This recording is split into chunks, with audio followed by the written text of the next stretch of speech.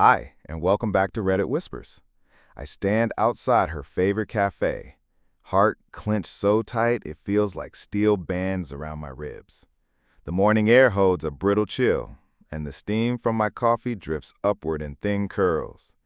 Through the rain-spattered window, I watch her silhouette turn away, coat collar turned up, hair swept behind an ear. She doesn't look back.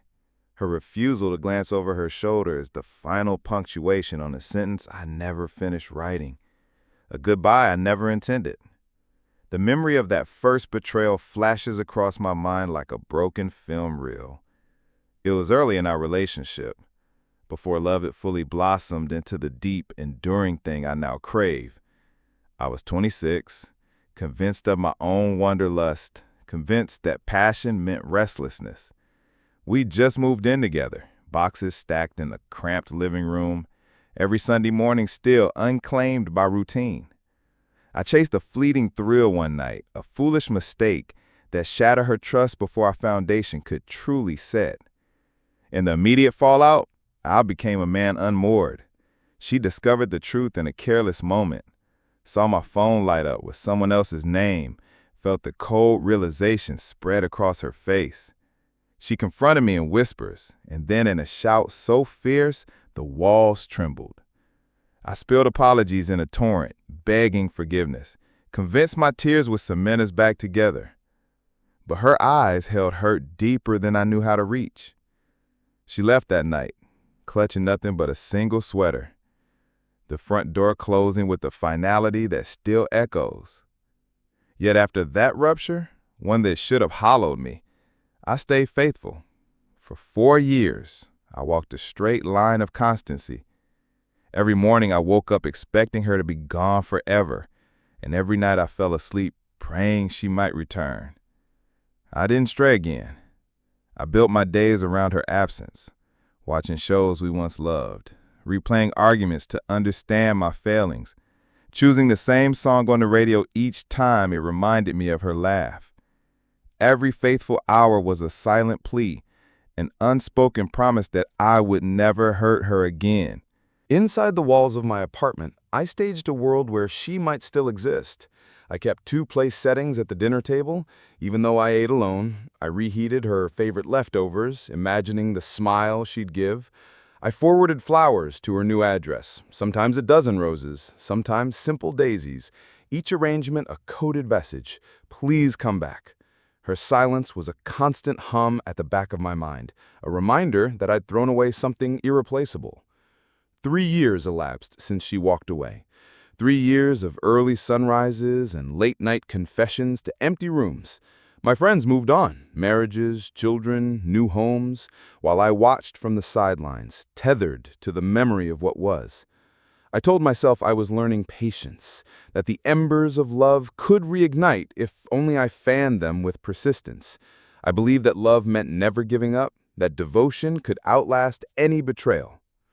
When I first realized I couldn't go on without her, I felt both relief and despair crash into me. Relief that my broken heart had found its purpose again. Despair that 4 years of steadfast fidelity had done nothing to loosen her absence. The vow formed in that realization was simple and absolute. I would do whatever it took to win her back. No plea would be too desperate, no humiliation too degrading. I would prove my love beyond question. Each morning I woke with a new plan. I hammered out apology letters on crisp stationery, 2 pages long, margins justified, ink flowing with remorse. I slid them under her door when I knew she'd be at work. Every Thursday, I had fresh blooms delivered at noon, ensuring she'd see the delivery in front of her colleagues. I spared no expense. I dotted her social media with heartfelt comments, postcards tucked into the mail pile at her office, and once a skywriter that traced our initials above the city. But with every gesture, I encountered her indifference like a blade between my ribs. She laughed at my letters when friends read them aloud in her presence, a performance piece that felt cruel and raw. In bars where I sat nursing my own heartbreak, she flirted with strangers, her laughter echoing through my haze of regret. She marched past me in crowded streets, hand in hand with someone else. My chest tightened each time I recognized that stride, the way she held her head, the confidence in her step. I've endured the sting of her public humiliations more times than I can count. She once described my grocery delivery flowers as romantic spam in front of our coffee shop's regulars. She told a group of mutual friends that I was pathetic, that I'd lost my dignity chasing shadows. Each cutting remark sank its teeth into my resolve, but I let it pass, convinced that patience would win out. I told myself that earning back her respect required suffering in silence. There were nights when I lay on my kitchen floor, the dim glow of the refrigerator light washing over me, and cursed the day I ever betrayed her. I replayed that early mistake like a wound that refused to heal. In those moments, shame was my only companion. But even then, I clutched the promise in my heart that I would one day earn her forgiveness. The pain of missing her eclipsed the shame of my past. On weekday mornings, I sat in traffic with one hand on the steering wheel and one thumb hovering over my phone. I texted half-formed apologies. "I'm sorry. I miss you. Can we talk?" Then I deleted them before hitting send, afraid of pushing her further away. My silence was its own plea, a desperate wager that she'd notice my restraint and reach out. When she finally did reply, sometimes with a curt no or an ellipsis, I treated those tiny digital lifelines as lifeboats in an endless storm. Friends urged me to move on, to chart a new course, but I refused. They spoke of my self-respect, my worth, as though I had any value outside of her love. They told me to date, to heal, to reclaim my life. But every genuine smile I felt with someone new only reminded me of the emptiness her absence had carved.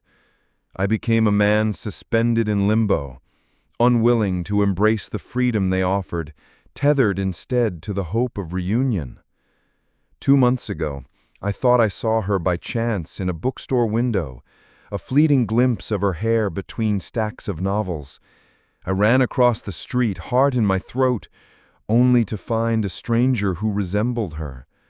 My pulse rattled me as I realized how deeply her memory had imprinted itself on every corner of the city. Every street sign, every cafe encountered after that day carried the phantom scent of her perfume. Last week, I stood at her door with a wedding ring I'd had engraved, "I'm yours," and presented it like an offering on a silver platter. She opened the door, eyes sharp, and looked at me as though I were an intruder. Without a word, she stepped aside and let me place the box on the threshold, then closed the door in my face. The click of the lock was a symphony of finality. I walked away, chest shuddering, but the vow remained etched in my bones. I've tracked her moments of kindness like a cartographer mapping a secret territory. Received texts at 3 in the morning when she's drunk, or a fleeting "hope you're well" on her birthday. Each fragment I treasure, dissecting the tone, the punctuation, the timing. I cling to any sign that she still cares, that somewhere beneath her defenses she remembers me. On Sunday mornings, I return to that same cafe where she vanished from my sight months ago. I sit at a table near the window, coffee steaming, rain or shine. I watch patrons come and go, scanning each face for a glimmer of recognition. The barista takes my order without glancing up. I pay, slip the cup into my trembling hands, and wait. Sometimes I linger until closing, refusing to leave until she appears. My friends call me obsessive. My therapist, when I tried therapy once, called it compulsion. But I tell myself it's devotion. I justify every act, every letter, every bouquet, every silent vigil outside her favorite spots as evidence of my unbreakable love. I believe that perseverance can rewrite the script of our story, that carrying the weight of our shared past can forge a new beginning. Inside me, a quiet voice sometimes whispers that I'm fooling myself. It reminds me of the emptiness of those years alone, the unforgivable humiliation she's inflicted, the magnitude of my own betrayal. It asks, if she wanted me back, wouldn't she have taken me by now? But I push that voice into the shadows, along with the memories I dare not examine. Tonight, as I rise from the cafe table and step back into the drizzle, I vow once more to chase those shadows. I will not surrender until she grants me the light of her forgiveness. I will not retreat until her walls crumble. And if, after all this, she still refuses to hear my apologies, then I will stand outside her door, heart on my sleeve, until the rain washes me away. I wake each morning with the ache of her absence still lodged in my chest, a dull throb that never quite fades. The ritual begins with my footsteps on the pavement outside her building, each step a silent echo of the apologies I've whispered to empty air. I carry a stack of crisp stationery in my jacket pocket, 7 letters at a time, one for each day of the week. My routine is precise. I slip into the lobby just before dawn, when the hallway lights are still dim and the night custodians haven't arrived. I place each envelope under her door, numbers penciled in the upper right corner so she can track my daily pleas. Day 1, Day 2, Day 3. The handwriting is neat, my best attempt at order when my heart is anything but. I never stay to watch for her reaction. Instead, I melt back into the morning mist, hoping that by the time the sun rises, she'll pause long enough to read my words. In each letter I craft a narrative of remorse. Paragraphs swirl with admissions of guilt, how I cheated, how regret took root in me and never ceased growing. I recount moments I treasure, how her laughter once lit my world, how her hand felt in mine during walks in the park. I offer my promises on paper, small oaths of change. I will be honest, I will be patient, I will hold her heart as carefully as she once held mine. I seal each letter with wax in my mother's signet ring shape, an antique token of family history, and press it with hopes that she will recognize my sincerity. Yet every morning I receive a terse note slipped under my door, a post-it or a scrap of paper that simply reads, "Stop," or "Enough," or "Nothing at all." Her silence in response is the sharpest rebuke, a reminder that paper cannot mend a heart that no longer beats for me. Undeterred, I escalate to flowers.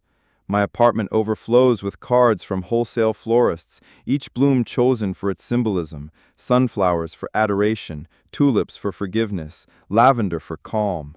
I schedule noon deliveries at her office so that each bouquet arrives when the entire floor can witness her reaction.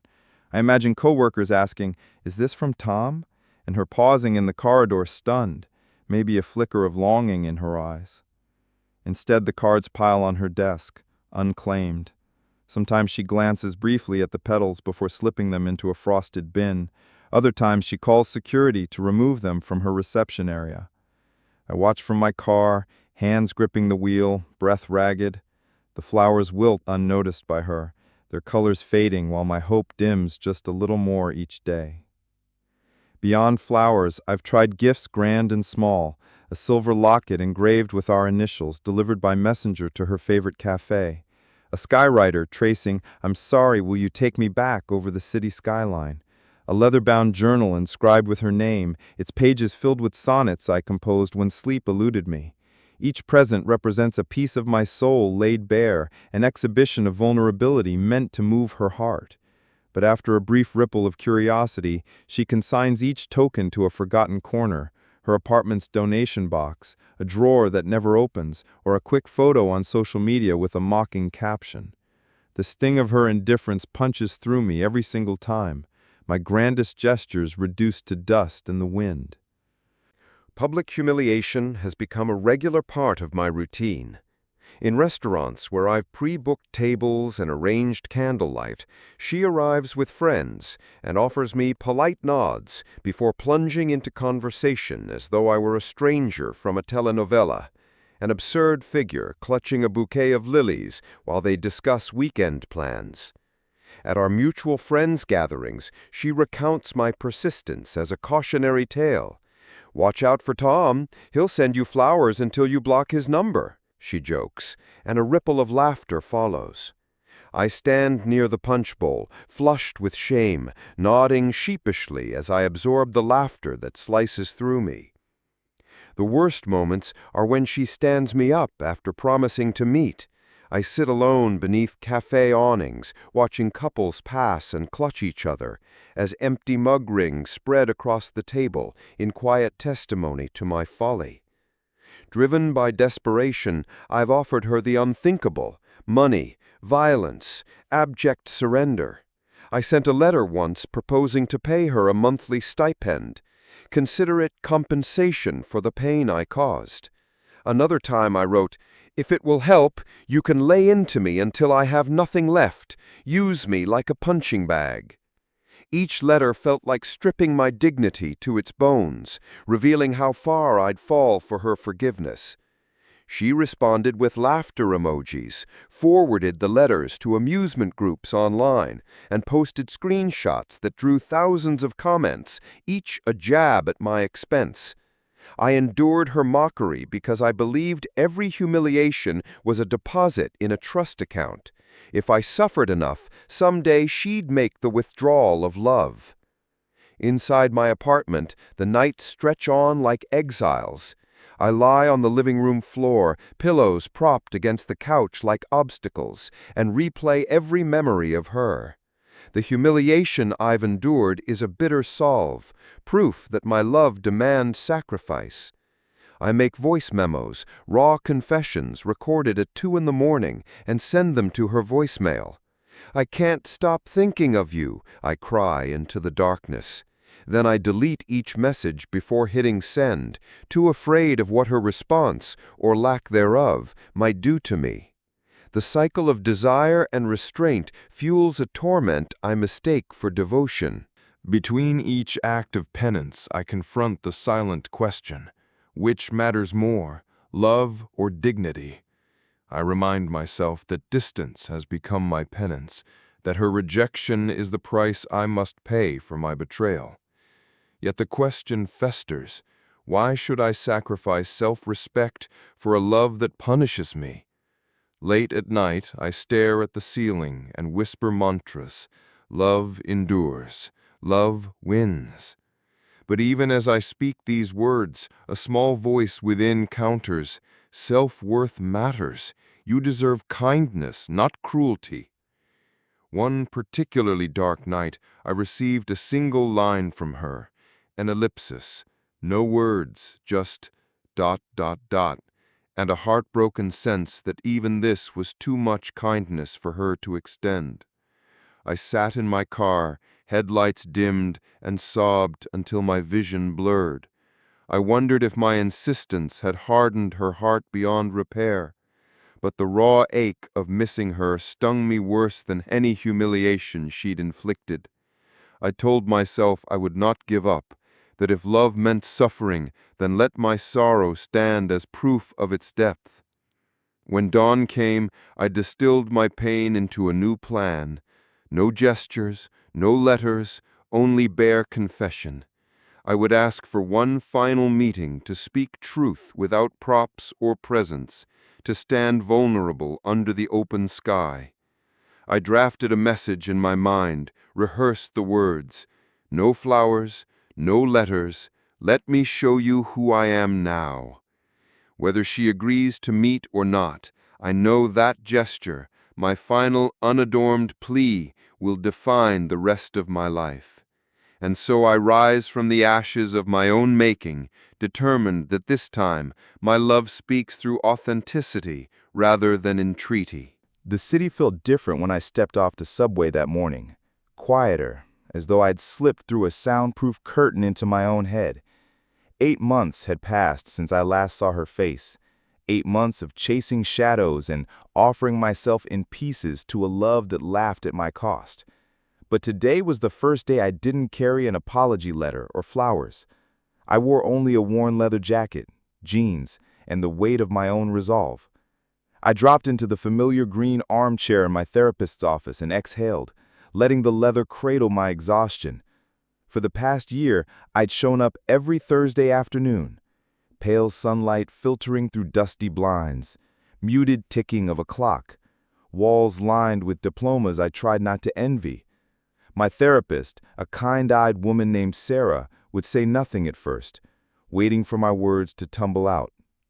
Over time, I'd peeled back layers of myself, how I'd cheated at 26 out of fear that love meant adventure, how I'd buried that guilt under all-consuming devotion. Each confession felt like a brick removed from a wall I'd built around my shame. "Why do you think you held on so long?" Sarah asked once. I traced rings on the armrest before answering, because I believed that if I suffered enough, she'd see my love as a bargain. Pain for pardon. I'd realized then that I'd traded the hard work of self-improvement for the illusion of penance. Suffering felt easier than change. After that session, I committed to a new experiment: transformation without her in mind. I traded evenings spent drafting letters for evenings with books on emotional intelligence. Daniel Goleman's Emotional Intelligence, Brené Brown's Daring Greatly. I highlighted passages and wrote notes in the margins, as though mapping a return to myself. I volunteered at a local animal shelter on Saturdays, kneeling on tile floors to coax kittens from cardboard boxes. Their trust was unguarded, given without reservation, and in their soft purrs I found a balm for my self-loathing. Photography became my new obsession. I bought a second-hand DSLR and wandered the city in search of details: geometric fire escapes, cracked sidewalks where weeds broke through concrete, the way morning light touched cafe tables. I framed small miracles and posted them on a personal blog with no mention of her. Each time I captured a moment without thinking of her smile attached to it, I felt a flicker of freedom. There were setbacks. One evening I found myself stalking her social media again. Her new boyfriend tagged in images at a gallery opening, laughing with friends over glasses of wine. The caption read, "The best night out in ages." My chest tightened. I scrolled back, looking for any mention of me, a sneer at my persistence, maybe a mocking anecdote. There was none. I realized she'd moved on. The ache sunk deeper this time, but it was tempered by a strange pride. I didn't crumble. I closed the app and deleted her profile from my feed. It was a small act of self-respect, a reclamation of my time and energy. Work offered its own canvas for growth. I volunteered to lead a community outreach team at the marketing firm where I'd once buried myself in spreadsheets. We organized free workshops on digital literacy for seniors, teaching them how to email grandchildren, post photos, protect themselves online.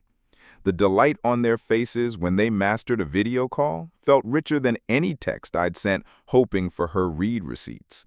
My sense of purpose widened beyond the narrow orbit of my heartache. Slowly, I began to notice shifts in my own posture and tone. I spoke up in meetings rather than letting insecurity sit on my shoulders. I listened more carefully to colleagues, asking about their lives rather than rehearsing my own story or obsessing about her reaction. At the gym, I chose a heavier weight for squats, not to punish my body, but to strengthen it. Each milestone, both physical and emotional, felt like a deposit toward myself rather than a withdrawal from shame. Nearly a year into this journey, I stood in an art gallery for a friend's opening and saw her across the room. The room was bathed in amber light, canvases lined the walls, and she stood beside a man whose hand rested on her back. They pointed at a painting and laughed, her spontaneous, confident laugh. I felt an old pang, but I also felt surprised by how calm I was. My pulse fluttered, but I didn't choke. I held the door open for an elderly couple, excused myself with a nod, and slipped away. I made my exit with dignity rather than anguish. I recognized then that self-worth wasn't bound to her gaze anymore. That night, I sat at my desk in my apartment, walls now adorned with my own photographs and certificates from volunteer recognition events. I opened my journal, the leather cover cracked at the spine, and wrote, "I cheated once out of fear. I carried that shame for years as though it defined me. Today, I saw her and felt only calm. I am not the sum of my worst decision. I am becoming someone capable of trust, both in others and in myself. Work offered its own canvas for growth.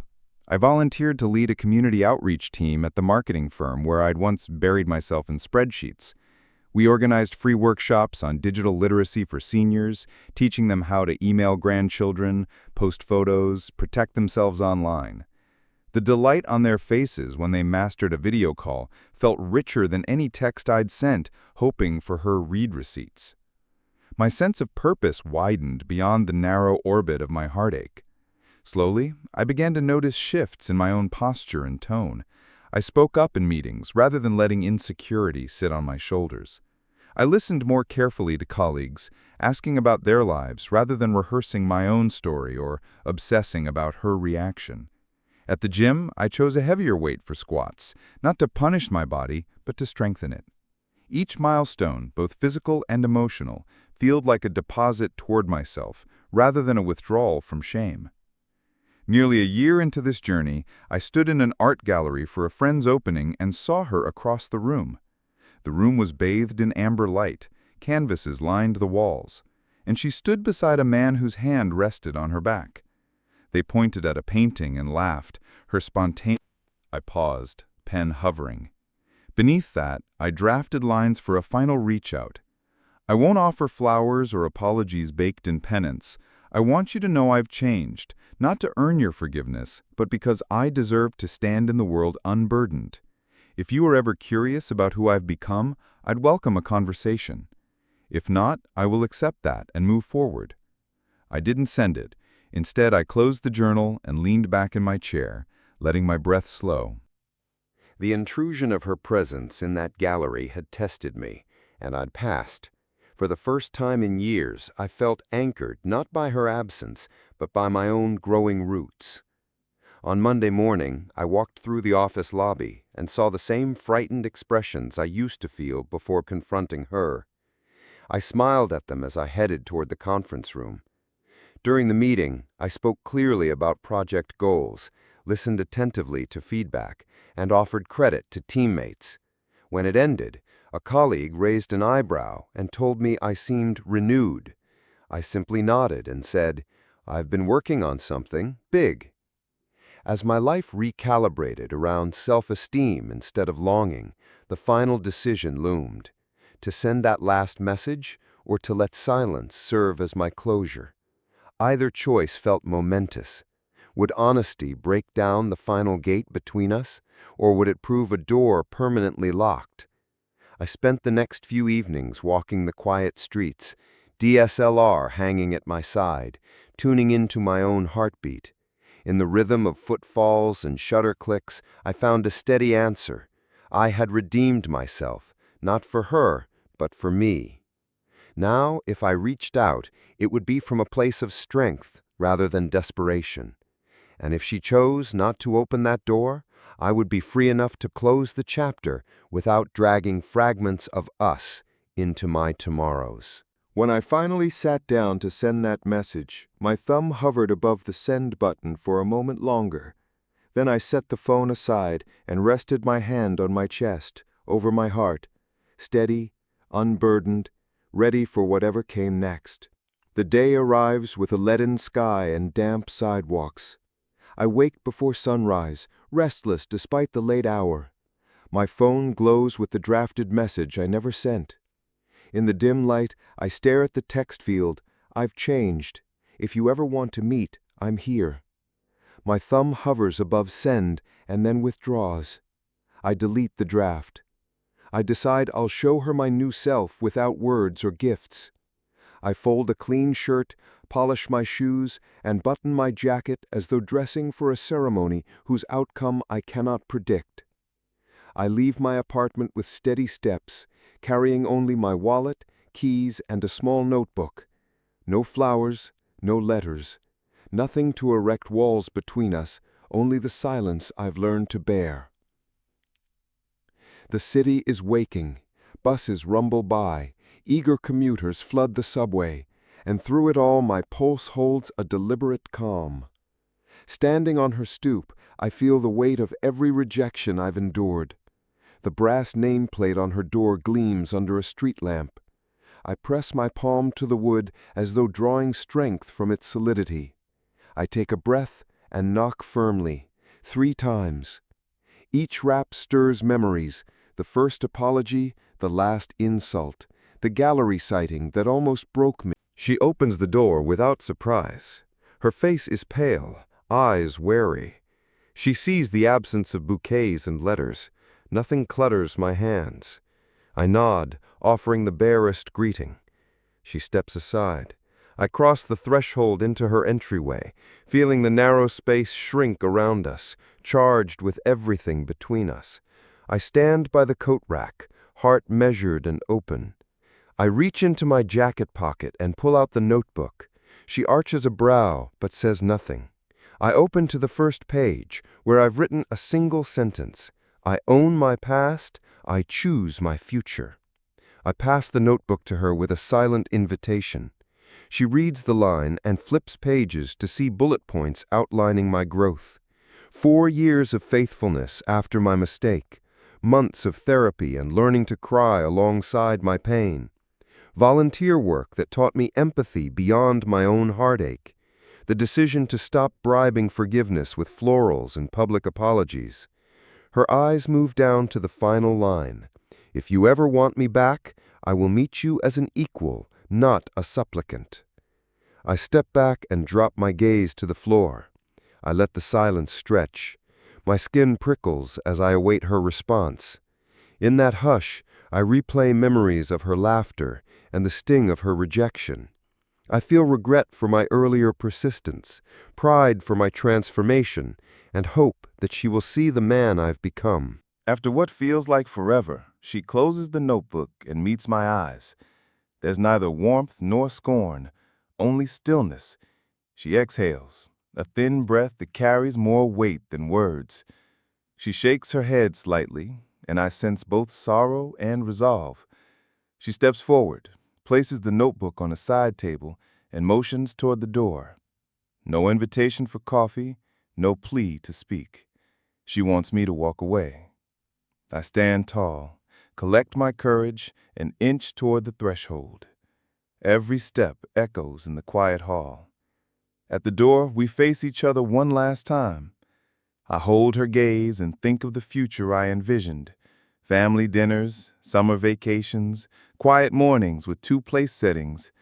I feel the tug of all I've lost and the strength I've gained. I speak softly, choosing my words as carefully as I once chose flowers. Thank you for reading. Her lips press thin. She inclines her head. The finality in her posture is clear. She steps back and lets the door close on my silhouette. I twist the handle and emerge into the chill air. The city swirls around me, indifferent to my private reckoning. I walk without direction, letting the pavement guide me as I process the last door closing. The hum of traffic is a reminder that life continues for everyone, whether I remain at a threshold or fade into the crowd. Inside me, grief and relief collide. Grief for the dream I nurtured for years. Relief that I no longer carry the burden of unrequited devotion. My breath steadies. My heart, once a prisoner of hope, now pulses with fresh possibility. When I reach a quiet park bench, I sit and slip the notebook back into my jacket. I reread my opening line. I own my past. I choose my future. And feel its truth settle in my bones. I close my eyes, feeling the breeze on my face, and let the tears flow for the love I lost and the man I've become. I rise, brushing off my jacket, and walk forward beneath the gray sky. The chapters I wrote for her remain on that stoop, but the blank pages ahead are mine to fill. In the distance, dawn's first light breaks through heavy clouds, and I step into its warmth, ready at last to live for the person I've redeemed. Thank you for listening to my story here on Reddit Whispers. Now I want to hear from you. What's the most unexpected, life-changing decision you've ever made when everything seemed to fall apart? Share your thoughts in a comments section, because you never know, yours might be the one that someone else needs to hear today.